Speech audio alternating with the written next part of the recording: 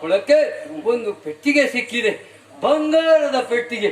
ಆ ಪೆಟ್ಟಿಗೆಯನ್ನು ಬಾಯಿ ತೆರೆದು ನೋಡಿದಂತಹ ಸಂದರ್ಭದಲ್ಲಿ ಒಂದು ಹೆಣ್ಣು ಮಗು ನೇಗಿಲಿಗೆ ಸಿಕ್ಕಿದಂತಹದ್ದರಿಂದ ಸೀತೆ ಎನ್ನುವಂತಹ ನಾಮಕರಣವನ್ನು ಮಾಡಿದ್ದೇನೆ. ಆ ಸೀತೆಗೆ, ನನ್ನ ಮಗಳಾದಂತಹ ಸೀತೆಗೆ, ಅವರ ಸಹ ಪುತ್ರಿಯಾದಂತಹ ಸೀತೆಗೆ ಕಲ್ಯಾಣವಾಗಬೇಕು. ಕಲ್ಯಾಣವಾಗಬೇಕಿದ್ರೆ ಏನು ಮಾಡಬೇಕು? ಶಿವಧನಸ್ಸನ್ನು ಅನುಗ್ರಹಿಸಲ್ಪಟ್ಟಂತಹ ದೇವತೆಗಳು ಅನುಗ್ರಹಿಸಿದ್ದಾರೆ. ಆ ಶಿವಧನಸ್ಸನ್ನು ಯಾರು ಎದೆಯೇರಿಸ್ತಾರೋ ಅವರಿಗೆ ಕೊಟ್ಟು ಮದುವೆ ಮಾಡ್ತೇನೆ ಹಾಗಂತ ನಾನು ಪ್ರತಿಜ್ಞೆ ಮಾಡಿದ್ದೇನೆ. ಹಾಗೆ ಶಿವಧನಸ್ಸನ್ನು ಸಾಮಾನ್ಯವಾದದ್ದಲ್ಲ. ಹಾಗಾಗಿ ಈ ಎಲ್ಲ ದಿಕ್ಪಾಲಕರಿಗೆಲ್ಲ ಲೇಖನವನ್ನು ಕೊಟ್ಟಿದ್ದೇನೆ. ಮಾತ್ರ ಅಲ್ಲ, ಎಲ್ಲ ಸೇರ್ತಾಳೆ, ನಾಳೆ ಕಲ್ಯಾಣವಂತೆ.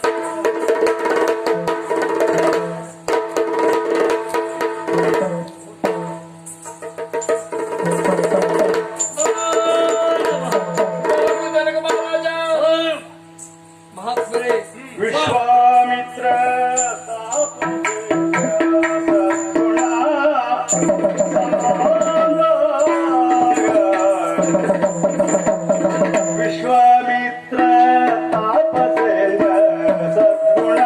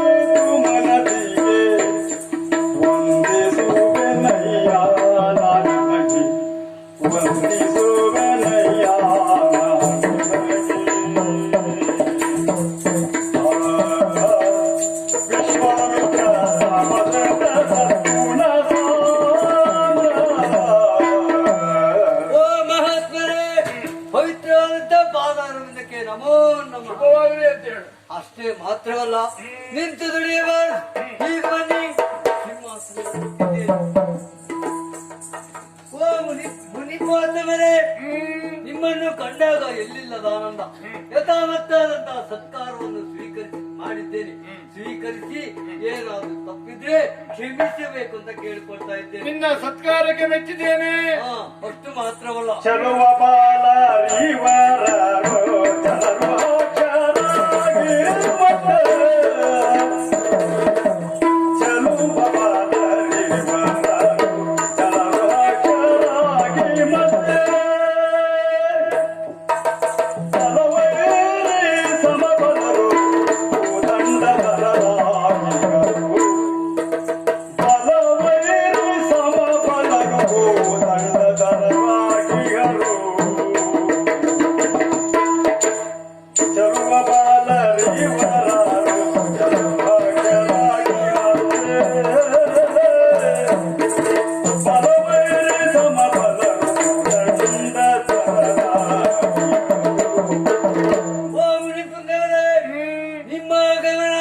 ಹೇಗಾಯ್ತು ಗೊತ್ತುಂಟ?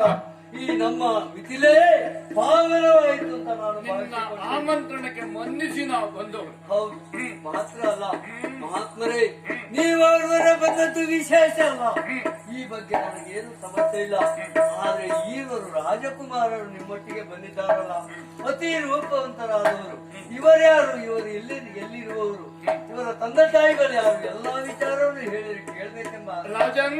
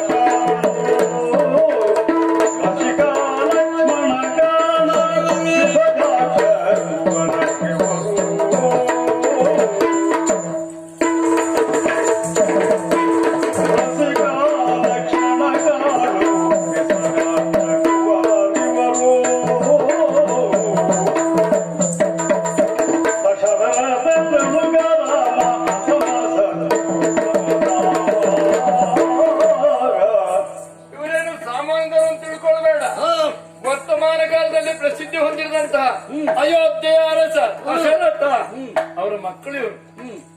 ರಾಮ ಲಕ್ಷ್ಮಣ ಭರತ ಶತ್ರುಘ್ನ ಎಂಬುದಾಗಿ ಬಂದವರು. ಇವ ರಾಮ, ಸದ್ಗುಣ ಸಾಂದ್ರ, ಇವ ಲಕ್ಷ್ಮಣ. ಇವರಿಬ್ರು ದಶರಥನ ಮಕ್ಕಳು. ಹಾಗಾಗಿ ನಿನ್ನ ಅಗ್ನಿಸಾಲೆಯನ್ನು ನೋಡ್ಬೇಕು. ನೀನು ಪಡಕ್ಕಿಟ್ಟಂತಹ ಶಿವಧನಸ್ಸನ್ನು ಒಮ್ಮೆ ನೋಡ್ಬೇಕು.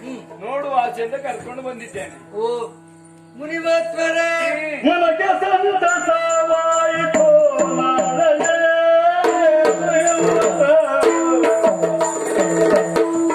ನನಗೆ ಸಂತಸವಾಯಿತು ನಾಳೆಯೇ ಸ್ವಯಂವರದ ಕುರಿತು ನಾಳೆಯೇ ಪಣ ಸ್ವಯಂವರದ ಕುರಿತು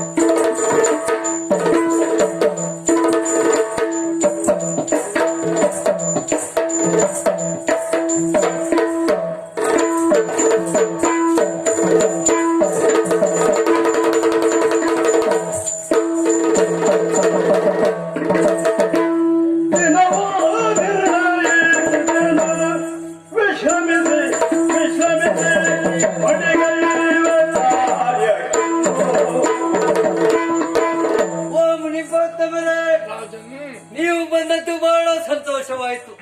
ಮಾತ್ರ ಅಲ್ಲ, ರಾಮ ಲಕ್ಷ್ಮಣರು ಈ ಮಿಥಿಲೆಗೆ ಬಂದರು ಅಂತಾದ್ರೆ ಇದು ಮತ್ತೊಂದು ಸಂತೋಷದ ಸುದ್ದಿ. ಯಾಕೆ ಬಂದಿರ?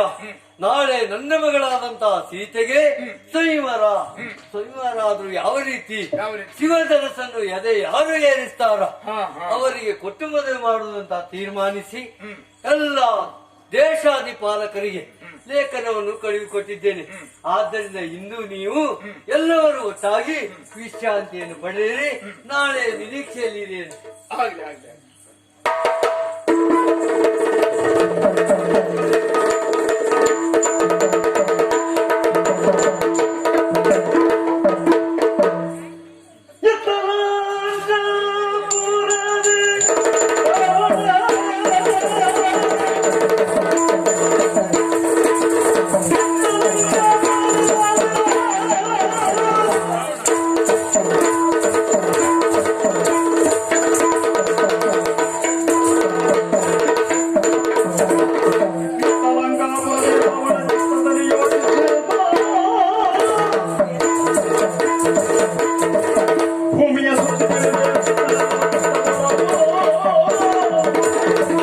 ಪ್ರಯತ್ನವನ್ನು ಪಟ್ರೆ ಸಬಲವನ್ನು ನುಂಗಬಹುದು ಎನ್ನುವುದಕ್ಕೆ ಸಾಕ್ಷಿ ದಶಕಂಠ. ಅವಿರಮತಾದ ಸಾಧನೆಯಿಂದ ಸಿದ್ಧಿಯಿಂದ ಪ್ರಸಿದ್ಧಿಯನ್ನು ಪಡೆದವನು ಈ ದಶಕಂಠನಲ್ವೇ. ಒಂದು ಕಾಲದಲ್ಲಿ ನಮ್ಮ ಪರಿಸ್ಥಿತಿಯನ್ನು ಯೋಚಿಸಿದರೆ ನಾವು ಇದ್ದದ್ದು ಹೇಗೆ? ಋಷಿ ಮುನಿಗಳು ಮಾಡುವ ಯಜ್ಞಯಾಗಾದಿಗಳನ್ನು ಹಾಳು ಮಾಡಿ ಹವಿಸಿಗೆ ಅರ್ಪಿಸಬೇಕಾದಂತ ದ್ರವ್ಯಗಳನ್ನೇ ತಿಂದು ಬದುಕ್ತಾ ಇದ್ದವರು ನಾವು. ಋಷಿಗಳು ಹೋಗಿ ನನ್ನ ತಾಯಿಯಾಗುತ್ತ ಕೈಕಸೆಯ ದೂರ ನಿಟ್ಟರು. ನಿಮ್ಮ ಮಕ್ಕಳು ಈ ರೀತಿ ಮಾಡ್ತಾ ಇದ್ದಾರೆ. ದಶಕಂಠ, ಕುಂಭಕರ್ಣ, ವಿಭೀಷಣ ಹಾಗೂ ಶೂರ್ಪನಖಿ ಇವರೆಲ್ಲ ನಮ್ಮ ಯಜ್ಞ ಯಾಗಾದಿಗಳಿಗೆ ತೊಂದರೆಯನ್ನು ಕೊಡ್ತಾ ಇದ್ದಾರೆ ಎನ್ನುವುದಾಗಿ ದೂರನ್ನು ಕೊಟ್ಟರು. ನನ್ನ ತಾಯಿ ಕರೆದು ಆಡಿದ ಮಾತೇನು? ಮಕ್ಕಳೇ, ನೀವು ಇರಬೇಕು ಹೇಗೆ? ಆ ಋಷಿ ಮುನಿಗಳ ಯಜ್ಞಗಳನ್ನು ಹಾಳು ಮಾಡುವುದಲ್ಲ, 100ರಲ್ಲಿ 100 ಬದುಕುವುದಲ್ಲ, 100ರಲ್ಲಿ ಪ್ರಮುಖರಾಗಿ ನೀವು ಬದುಕಬೇಕು. ಆದ್ರಿಂದ ಕೇವಲ ತೋಳುಬಲ ಬಂದಿದ್ದರೆ ಸಾಲದು, ದೇಹಬಲ ಅಲ್ಲ, ದೈವ ಬಲವು ನಿಮಗೆ ಬೇಕು. ಆದ್ರಿಂದ ಪರಮೇಶ್ವರನನ್ನು ಕುರಿತು ತಪಸ್ಸನ್ನಾಚರಿಸಿ ಎನ್ನುವುದಾಗಿ ತಾಯಿ ಮಾರ್ಗಸೂಚಿಯನ್ನು ಕೊಟ್ಟು ತಾಯಿಯ ಮಾತಿನಂತೆ ಪರಮೇಶ್ವರನನ್ನು ಕುರಿತು ತಪಸ್ಸನ್ನಾಚರಿಸಿದವನು ನಾನು. ನನ್ನ ತಪಸ್ಸಿಗೆ ಮೆಚ್ಚದೇ ಇದ್ದಂತ ಪರಮೇಶ್ವರ ಆ ರಜತಗಿರಿಯ ಬುಡಕ್ಕೆ ಕೈ ಹಾಕಿ ಎತ್ತಿದಾಗ ಪರಮೇಶ್ವರ ತನ್ನ ಕಾಲಿಂದ ಮೆಟ್ಟಿದವರನ್ನು ರವರವರವ ಎನ್ನುವಂತ ಶಬ್ದ ನನ್ನ ಬಾಯಿಂದ ಹೊರಗೆ ಬಂತು. ಆಗ ಬಂದಂತ ಪರಮೇಶ್ವರ ಅನುಗ್ರಹಿಸಿದೇನು, ನಿನ್ನ ಭಕ್ತಿಗೆ ಮೆಚ್ಚಿದವನು ನಾನು, ದಶಕಂಠ ನೀನಾದ್ರು ಇನ್ನು ಮುಂದೆ ರಾವಣನಾಗು ಎನ್ನುವುದಾಗಿ ಹರಸಿದ ಪರಮೇಶ್ವರ ಕೈಲಾಸ ಪರ್ವತವನ್ನೇ ತೋಳಿನಲ್ಲಿ ಹಿಡಿದು ಮಕ್ಕಳೋಪಾದಿಯಲ್ಲಿ ಆಡಿಸಿದವನು ನಾನು. ಆವಾಗ ಪರಮೇಶ್ವರ ಮೆಚ್ಚಿ ಹೇಳಿದಂತದ್ದೇನು, ಏನು ಬೇಕು ನಿನಗೆ ವರ, ಅನುಗ್ರಹಿಸ್ತೇನೆ ಎನ್ನುವುದಾಗಿ ಕೇಳಿದ ಪರಮೇಶ್ವರ, ಬೇರೆ ಎಲ್ಲ ಬಿಡಿ, ಯಾರಿಂದ ಮರಣ ಬರಬಾರದು, ನರರಿಂದ ನನ್ನ ಪಾಲಿಗೆ ಮರಣ ಬರಬಾರದು. ನಮ್ಮ ಸಾಮರ್ಥ್ಯದಲ್ಲಿರುವವರು ನರರಿದ್ದಾರೆ, ನರರಿಂದ ನಮ್ಮ ಪಾಲಿಗೆ ಮರಣ ಬರುವುದುಂಟೆ. ವರಬಲಾನ್ವಿತನಾದವನು ನಾನು. ಆಮೇಲೆ ಮಾಡಿದ್ದೇನು, ಲಂಕೆಯಲ್ಲಿ ಮೊದಲಿದ್ದದ್ದು ಯಾರು, ನನ್ನ ಅಪ್ಪನ ಹಿರಣ್ಯತಿಯ ಮಗ ಕುಬೇರ, ಅವನನ್ನು ಬಡಿದು ಓಡಿಸಿದವನು ನಾನು. ಲಂಕೆ ಬರೇ ಲಂಕೆ ಆದಿದ್ದದ್ದು, ಎಲ್ಲಿಯೇ ಈ ರಾವಣನ ಆಳ್ವಿಕೆ ಬಂತು ಅಲ್ಲಿಂದ ಇದು ಸ್ವರ್ಣ ಲಂಕೆ ಎನ್ನುವುದಾಗಿ ಪ್ರಸಿದ್ಧಿಯನ್ನು ಪಡೆದಿದ್ದೇನು. ಈಗ ನಾವಿರುವ ಕ್ರಮ ಹೇಗೆ, ನವಗ್ರಹ ದೇವತೆಗಳು ಎಲ್ಲಿದ್ದಾರೆ ನೋಡಿ. ಅಲ್ಲಿ 9 ಮೆಟ್ಟಿಲು ನಾನು ಸಿಂಹಾಸನವನ್ನು ಏರಬೇಕಾದರೆ 9 ಮೆಟ್ಟಿಲಲ್ಲಿಯೂ ನವಗ್ರಹ ದೇವತೆಗಳು. ಕೌಚಿ ಮಲಿಸಿದ್ದೇನೆ, ಅವರ ಬೆನ್ನು ಮೇಲೆ ಕಾಲಿಟ್ಟು ಮೇಲ್ಹತ್ತಿ ಸಿಂಹಾಸನವನ್ನು ಏರುವವನು ನಾನು. ಇದು ನನ್ನ ಯೋಗ್ಯತೆ. ಅಷ್ಟೇ ಅಲ್ಲ, ನೋಡಿದ್ರಲ್ಲಿ ದೇವಾನುದೇವತೆಗಳು ನಾನು ಸಭೆಯನ್ನು ಪ್ರವೇಶಿಸುವಾಗ ಕೈ ಮುಗಿದು ನಿಂತ್ಕೊಳ್ಬೇಕು. ನಾನು ಬರುವವರೆಗೆ ಅವರಿಗೆ ದೇವಲೋಕಕ್ಕೆ ಹೋಗ್ಲಿಕ್ಕಿಲ್ಲ. ಅವ್ರು ಯಾರು ಅಲ್ಲಿ, ನಾನಿಟ್ಟ ಜನ. ಈಗ ಆಳ್ವಿಕೆ ನಡೆಸೋದಿದ್ದರವೇ ರಾವಣ, ಅಲ್ಲಿ ನಾನಿಟ್ಟ ಜನ. ಹಾಗಂತ ನಿತ್ಯವೂ ಬಂದಿಲ್ಲ ಹಾಜರಾಗಿ ಹೋಗ್ಬೇಕಲ್ಲ, ಆ ರೀತಿಯಾದಂತ ವ್ಯವಸ್ಥೆಯನ್ನು ಮಾಡಿದವನು ನಾನು. ನಿತ್ಯದ ಪದ್ಧತಿಯಂತೆ ಒಲಗವನ್ನೆಲ್ಲ ಕೊಟ್ಟದ್ದಾಯಿತು. ದೇವಲೋಕ ಬಿಡಿ, ಪಾತಾಳ ಬಿಡಿ, ಅವರಿಂದ ಯಾವುದು ತೊಂದರೆ ಇಲ್ಲ. ಆದ್ರೆ ಒಂದುಂಟು, ನರರ ಸ್ಥಿತಿಗತಿಗಳು ಹೇಗುಂಟು ಎನ್ನುವ ಉದ್ದೇಶದಿಂದ ಅಂದು ಕುಬೇರನಿಂದ ವಶಪಡಿಸಿಕೊಂಡಂತ ಪುಷ್ಪಕ ವಿಮಾನ ಅದು ನನ್ನಲ್ಲುಂಟು. ಅದನ್ನು ಏರಿ ಈ ಲೋಕ ಸಂಚಾರವನ್ನು ಮಾಡ್ತೇನೆ.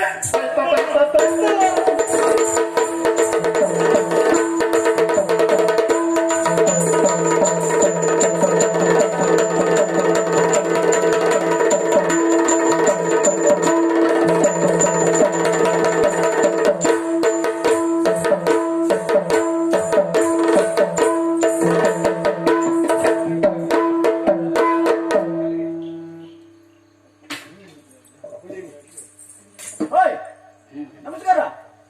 ಎಂತ ಕಥೆ ಅಂತ ನಿಮ್ದು? ಅಲ್ಲ, ನಮ್ಮನ್ನು ಮಾತನಾಡಿಸೋರು ವ್ಯಕ್ತಿ ಇಲ್ಲ ಪುಣ್ಯಾತ್ಮರು. ಅಲ್ಲ, ನಮ್ ಪ್ರವೇಶ ಹಾಗಾಗಿದ್ದಿದ್ರೆ ಬಂದಿದ್ದು ಗೊತ್ತಾಗ್ತಿತ್ತು, ಇಲ್ಲ ಅಂತ ಆದ್ರೂ ಪ್ರವೇಶ ಗೊತ್ತಾಗ್ತಿತ್ತ ನಿಮ್ಗೆ? ಇನ್ ನಾವೇ ಹೇಳ್ಕೊಳ್ಬೇಕಾ? ಬಳಿರ ರಕ್ತದ ಕುಲೋದ್ಧಾರಕ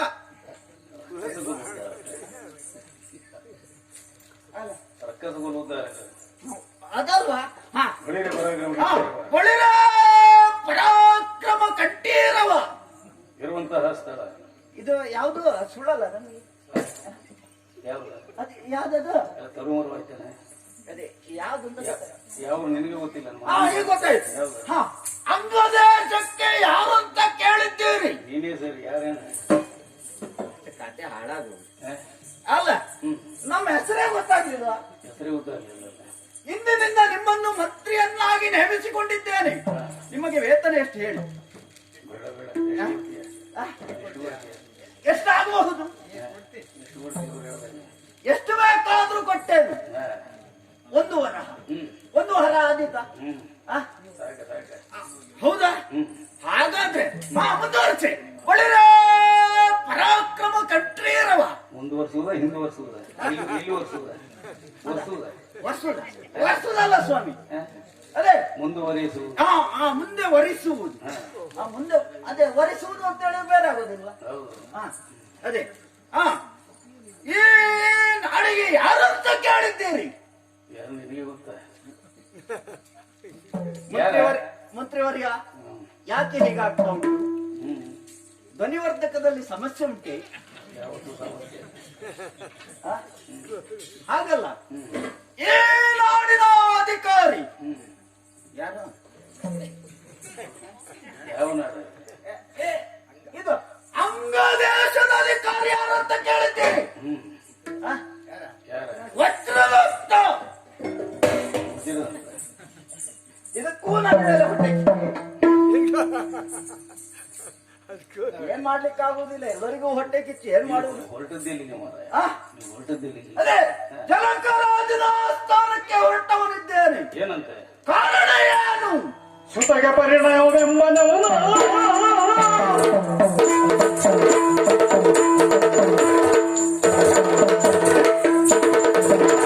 ಸುತಗೆ ಪರಿಣಯವೆಂಬನವನು ಕೇಳಿದ ಕೊನೆಗೆ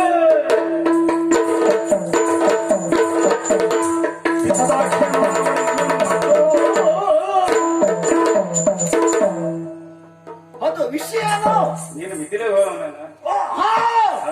ಮಿಥಿಲೆಯಿಂದ ಒಂದು ವರ್ತಮಾನ ಬಂದಿದೆ. ಏನು ವಿಶೇಷ ಇಲ್ಲಿ? ವಿಶೇಷ ಉಂಟು ಸ್ವಾಮಿ. ಸ್ವಯಂವರ ಅದೇ. ಜನಕರಾಯನ ಮಗಳಿಗೆ. ಅವಳಿಗೆ ಮದುವೆ ಅಂತೆ. ಪರಾಕ್ರಮದಿಂದ ಯಾವುದು ಪರಾಕ್ರಮ? ಹ್ಮ್ ಆ, ಪರಾಕ್ರಮ ಪಡವ ಆ, ಹೌದೌದು. ಯೋಧನ ಸುಮ್ಮನೆ ಎದೆ ಇರಿಸುವುದು. ಅದೇ ತಕೊಳ್ಳಿ. ಅದೇ ಅದು ಯಾವ್ದನ್ನ ಎತ್ತಿ ಎದೇರಿಸಿ ಏನ್ ಮಾಡ್ಬೇಕು? ಎಂತ ಮಾಡುದು? ಅದೇನು ಮಾಡ್ಬೇಕು ಅಂತೇಳಿ ಪತ್ರದಲ್ಲಿ ಬರ್ದಿತ್ರಪ್ಪ. ಹೌದಾ? ಅದನ್ನು ಮಾಡಿದ್ರಿಂದ ಅವರ ಮಗಳನ್ನು ನಾವು ಮದುವೆ ಮಾಡಿಕೊಡ್ತೇನೆ ಎನ್ನುವುದಾಗಿ. ಹೌದಾ? ಹೌದಪ್ಪ, ಅಲ್ಲಿಗಾಗಿ ಹೊರಟವನ್ ನಾನು. ಆಯ್ತಾಯ್ತು. ಇಲ್ಲಿವರೆಗೆ ನನಗೆ ಯಾವ ಹೆಣ್ಣು ಸಿಗ್ಲಿಲ್ಲ ಸ್ವಾಮಿ. ಅದಾದ್ರೂ ಒಂದು ಸಿಗ್ತದೆ ಅಂತ ನಾನೊಂದು ಆಸೆಯಲ್ಲಿ ಹೊರಟಿದ್ದೇನೆ. ಆದ್ರೆ ನೀವು ಅಲ್ಲಿ ಹೋದಾಗ ನಮಗೆ ಸಹಾಯ ಮಾಡಬೇಕು. ಎಂತ ಸಹಾಯ ಮಾಡುದು? ನೀವೇನಿಲ್ಲ, ಒಂದು ಪ್ರೋತ್ಸಾಹ ಕೊಟ್ರೆ ಆಯ್ತು. ಪ್ರೋತ್ಸಾಹ? ಹೌದು, ನಮಗೆ ಪ್ರೋತ್ಸಾಹ ಕೊಟ್ಟರೆ ನಮ್ಗೆ ಪ್ರೋತ್ಸಾಹ ಕೊಡುವ. ನಿಮಗೆ ನಿಮಗೆ ಪ್ರೋತ್ಸಾಹ ಕೊಡುವ. ನಿಮ್ಮ ಜೊತೆಯಲ್ಲಿ 4 ಜನ ಅಲ್ಲ, ಎಷ್ಟು ಜನ ಕರ್ಕೊಂಡು ಬಂದ್ರೆ ನಿಮಗೆ ಪ್ರೋತ್ಸಾಹ ಕೊಡ್ತೇನೆ. ಆಯ್ತಾಯ್ತು. ನಮಗ್ ಪ್ರೋತ್ಸಾಹ ನೀವು ಕೊಡ್ಬೇಕು. ಆಯ್ತು. ಕೊಡುವ? ಕೊಡುವುದಾ?